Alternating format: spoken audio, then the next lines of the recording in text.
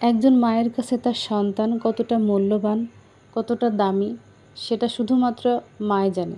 মায়ের কষ্ট কেউ বোঝে না। এটাই হচ্ছে নিয়ম।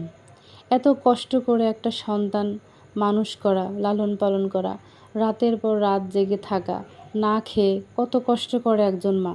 অথচ এই সন্তান যখন বড় হয়, যখন শখের নারী ঘরে নিয়ে আসে, তখন মাকে আর মনেই পড়ে না।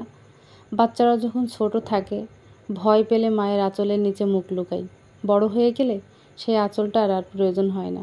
বড় অদ্ভুত সব নিয়ম, তাই না? এখন বুঝতে পারছি ২টা বাচ্চা মানুষ করতে যেয়ে কত কষ্ট সহ্য করছি, সেটা এখন বুঝতে পারি যে একজন মায়ের কত কষ্ট। ২টা বাচ্চা মানুষ করতে যেয়ে রাতের ঘুম তো একেবারেই হয় না। এমনও দিন আছে পেট ভরে ভাতও খেতে পারি না। যখন বাচ্চা কান্না শুরু করে তখন ভাত খেতে খেতেই উঠে আসতে হয়। এটাই হচ্ছে মা। মায়ের কষ্ট সবসময় সন্তানেরা বোঝে না। তো যাই হোক, অনেক কথা বলে ফেললাম। আপনাদের মাঝে চলে এলাম আরেকটি ব্লগ ভিডিও নিয়ে। আজকে সকালে ঘুম থেকে উঠেই চলে গেছিলাম বাজারে। দেখতেই পারছেন এক বালতি বাজার করে নিয়ে আসছি। আসলে সব কিছু শেষ হয়ে গেছিলো, তাই সকাল সকাল ঘুম থেকে উঠেই চলে গেছিলাম বাজারে। ভাবছিলাম বিচ্ছু বাহিনীরা একটু ঘুমোবে অনেক বেলা পর্যন্ত, কিন্তু না, আজকে অনেক সকালে উঠে পড়ছে।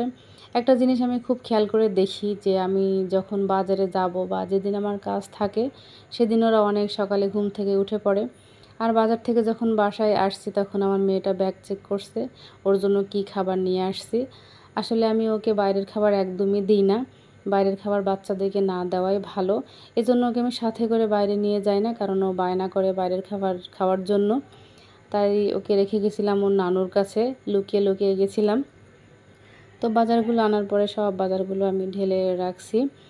তো আজ কাঁচামরিচ নিয়ে আসছি। আজকে একটু কাঁচামরিচটা সস্তা পাইছিলাম, যার কারণে একটু বেশি করে নিয়ে আসছি। এগুলো বেছে ব্লেন্ডার করে রেখে দিব ফ্রিজে।